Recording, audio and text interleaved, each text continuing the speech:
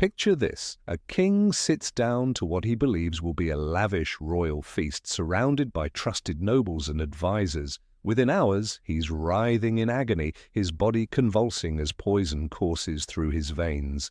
But here's the twist that will blow your mind. This isn't just another medieval murder mystery. This is the death of Edward II of England, and the truth behind his demise is so much darker and more complex than you've ever imagined. Welcome back to the channel, where we dive deep into history's most shocking mysteries. I'm your host, and today we're investigating one of the most controversial royal deaths in English history. Edward II didn't just die, he was systematically destroyed by the very people who were supposed to protect him. And by the end of this video, you'll understand why his murder was orchestrated in the most brutal and calculated way possible. But before we unravel this royal conspiracy, make sure you hit that subscribe button and ring the notification bell, because we're about to take you on a journey through betrayal, political intrigue, and medieval revenge that will leave you questioning everything you thought you knew about royal power. Let's start with the man himself, because understanding Edward II is crucial to understanding why so many people wanted him dead. Born in 1284, Edward inherited one of the most powerful kingdoms in medieval Europe. But from the very beginning of his reign, he was nothing like his legendary father, Edward Longshanks, the Hammer of the Scots. While his father was a warrior king who struck fear into the hearts of his enemies, Edward II was different. Here's where it gets interesting. Edward had what medieval chroniclers called inappropriate relationships with male favourites. Now, I'm not here to judge anyone's personal life, but in medieval England, this was political dynamite. His obsession with Piers Gaveston, a Gascon knight, became the first nail in his coffin. Gaveston wasn't just a friend. Edward showered him with titles, lands, and power that rightfully belonged to established noble families. Imagine being a powerful English baron who had served the crown for generations, only to watch some foreign upstart receive earldoms and royal favour that your family had been working toward for centuries. The resentment was immediate and explosive, but Gaveston's influence was just the beginning of Edward's problems. The king's military failures made everything worse. Remember, this was an era where a king's legitimacy was tied directly to his success in battle. Edward's father had conquered Wales and terrorized Scotland. But Edward, he suffered one of the most humiliating defeats in English military history at Bannockburn in 1314, where Robert the Bruce's Scottish forces absolutely demolished the English army. Think about the psychological impact of this disaster. English nobles who had grown up believing in their military superiority suddenly found themselves fleeing in terror from Scottish spears. The king they were supposed to follow into battle had led them into a catastrophic defeat that would echo through generations. But here's where the story takes a truly sinister turn. Enter Hugh, Despenser the Younger, Edward's second great favourite. If Gaveston had been problematic, Despenser was absolutely toxic. This man wasn't content with just receiving royal favour. He wanted to control the entire kingdom. He manipulated Edward's weaknesses, isolated him from other advisors, and began systematically destroying anyone who opposed his influence. The Despensers, both father and son, became the most hated family in England almost overnight. They seized lands, manipulated legal proceedings, and used their connection to the king to crush their enemies. But their biggest mistake was making an enemy of Queen Isabella, Edward's wife and the daughter of the French king. Now, Isabella is one of history's most fascinating and terrifying women. Known as the she-wolf of France, she initially tried to be a dutiful wife despite her husband's obvious preference for male companionship. But when the Despensers began treating her with open contempt and reducing her to a political nonentity in her own kingdom, they awakened something truly dangerous. Picture this scenario. You're the Queen of England, daughter of one of the most powerful monarchs in Europe, and you're being publicly humiliated by your husband's favourites, who treat you like an inconvenient obstacle to their power. The Despensers actually reduced Isabella's household expenses, limited her access to her own children, and treated her like a prisoner in her own palace. But Isabella was patient. She was calculating, and she was absolutely ruthless when crossed. The opportunity for revenge came when Edward sent her to France to negotiate with her brother, King Philip, over territorial disputes in Gascony. This was Despenser's fatal error in judgment. He thought sending Isabella away would neutralize her influence. Instead, he had just given her access to French military resources and freed her from English surveillance.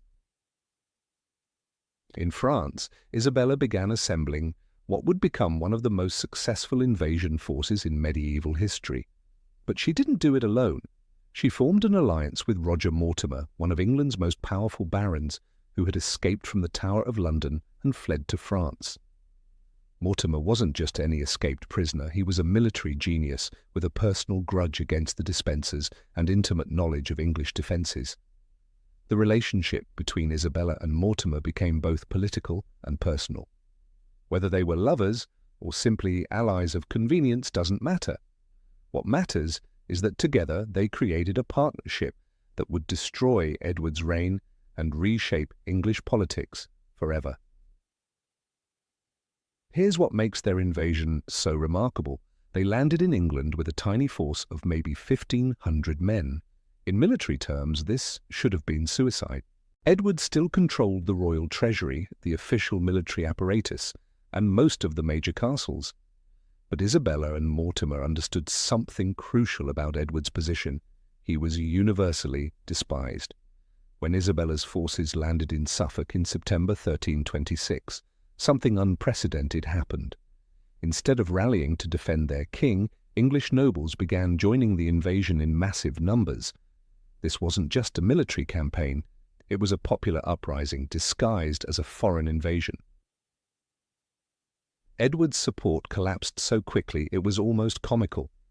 Towns opened their gates to Isabella's forces. Noble families who had served the crown for generations suddenly declared their loyalty to the Queen. Even Edward's own brother, the Earl of Kent, abandoned him to join Isabella. The Despensers, finally understanding the catastrophe they had created, tried desperately to salvage the situation. They convinced Edward to flee toward Wales, hoping to find supporters among his father's old allies. But it was too late. The psychological momentum had shifted completely. Edward wasn't fleeing as a king leading a strategic retreat. He was running for his life as a hated tyrant, abandoned by his own subjects. The capture was almost anticlimactic. Edward and the Despensers were found hiding in South Wales, reduced to fugitives in their own kingdom. Hugh Despenser the Elder was immediately executed. But Hugh the Younger's fate was designed to send a message that would echo through English politics for generations. His execution was one of the most brutal in medieval English history. He was hanged until nearly dead, then disemboweled while still alive, castrated, and finally beheaded. This wasn't just punishment, it was political theatre designed to demonstrate what happened to those who corrupted royal authority and oppressed the nobility. But Edward's fate was more complex. You can't simply execute an anointed king without creating massive political and religious complications. Medieval kingship was considered divinely ordained, and killing a king could theoretically damn your soul and destabilize the entire social order. Isabella and Mortimer needed Edward to abdicate voluntarily, transferring power legally to his young son, who would become Edward III, with Isabella as regent. They held Edward prisoner at Kenilworth Castle, where they applied psychological pressure designed to break his will to resist. Imagine being a former king, stripped of all power and dignity, told that your only choices are abdication or watching your kingdom descend into civil war. The pressure was enormous, and Edward eventually signed the abdication documents. In January 1327, legally he was no longer king. Practically, he was now a dangerous liability who knew too much and had too many potential supporters. This is where our story reaches its darkest chapter. Edward was transferred to Berkeley Castle in Gloucestershire, supposedly for his own protection. But Berkeley Castle wasn't chosen randomly. It was controlled by Thomas Berkeley, whose father had been destroyed by the Despensers. This was a man with personal reasons to ensure Edward never caused problems again. The official story was that Edward died of natural causes in September 1327. Chronicles report that he fell ill suddenly and died peacefully in his sleep. But almost immediately, alternative versions began circulating that painted a very different picture. According to these accounts, Edward's death was neither natural nor peaceful. Some sources describe a prolonged period of psychological torture designed to break his spirit completely. Others suggest more direct methods, including the famous but probably fictional story about a red-hot poker being inserted into his body in a way that would leave no external marks. But here's what makes this mystery so fascinating: the poison theory. Some contemporary sources suggest that Edward was systematically poisoned over several weeks or months, which would explain both the official story of illness and the obvious political necessity of his death. Medieval poisons were sophisticated and readily available to those with the right connections. Arsenic could produce symptoms that mimicked natural illness. Certain plant-based toxins could cause gradual organ failure that would appear to be disease. For conspirators as intelligent as Isabella and Mortimer, poison would have been an ideal solution, effective, relatively discreet, and difficult to prove.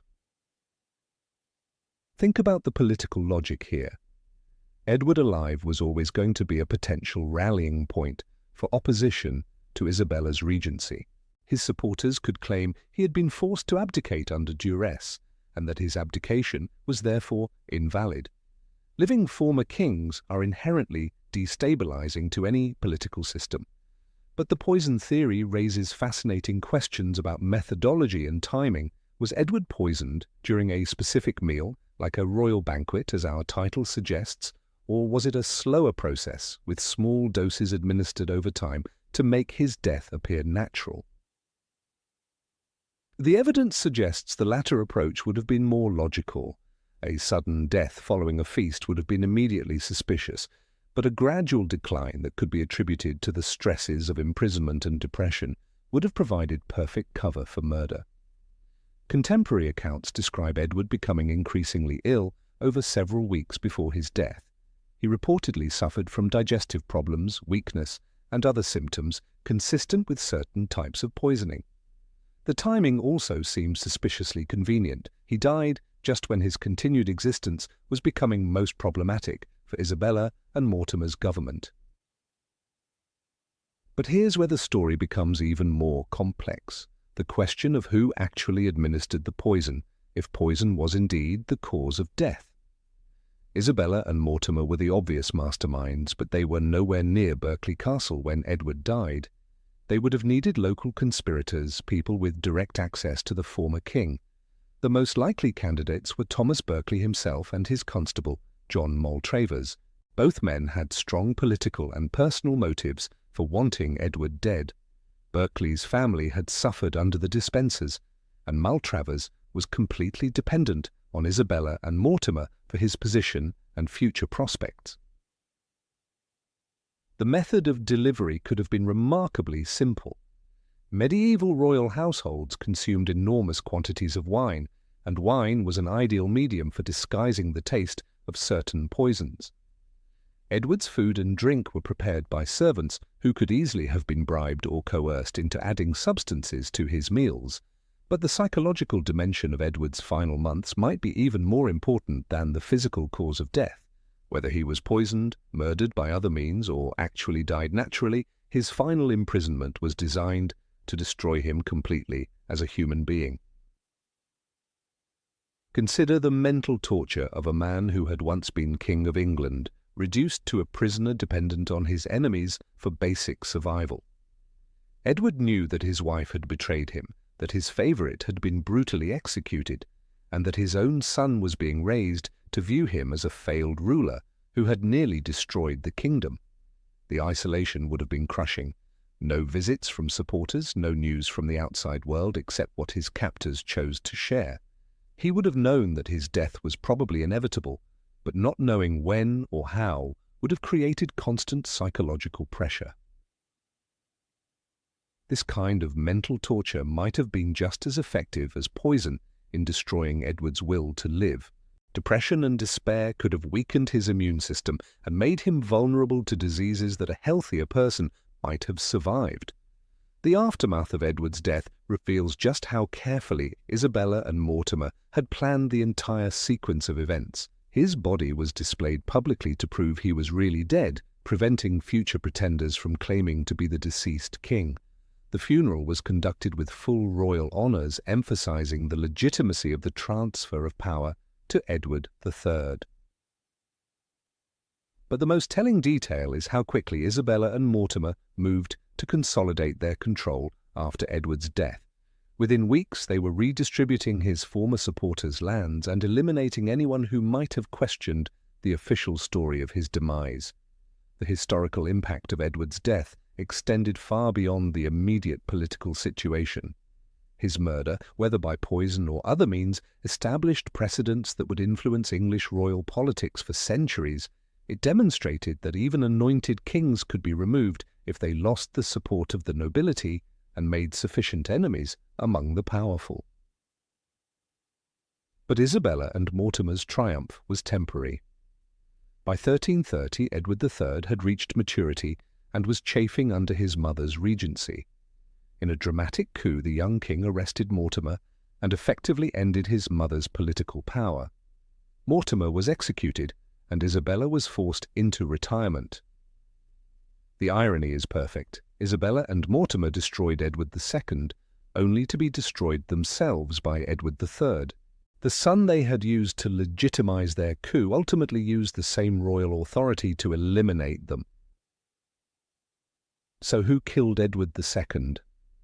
The answer is both simpler and more complex than you might expect. Isabella and Mortimer were certainly the masterminds who ordered his death. Thomas Berkeley and John Maltravers were probably the local agents who carried out the actual murder.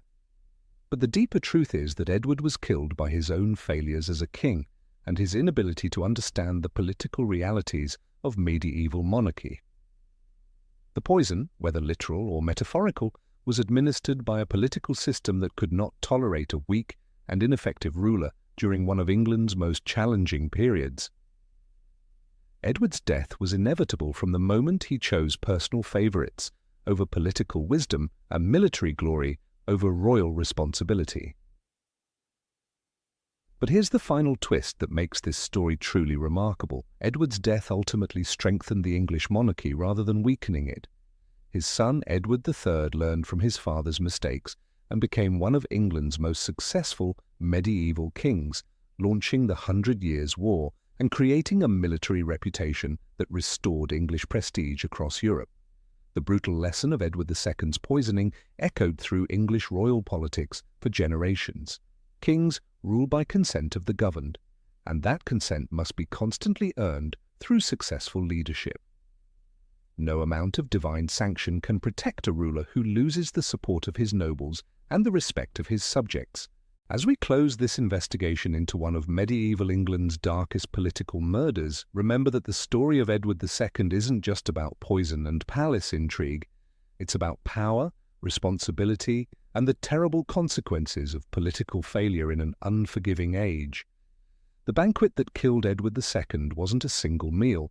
It was a steady diet of political poison that he consumed through years of poor decisions, weak leadership, and fatal blindness to the forces that were destroying his reign from within. What do you think really happened to Edward II? Was he poisoned during a royal feast, slowly murdered over months of imprisonment, or did he simply die of despair and broken health? Drop your theories in the comments below, and don't forget to subscribe for more deep dives into history's most shocking mysteries.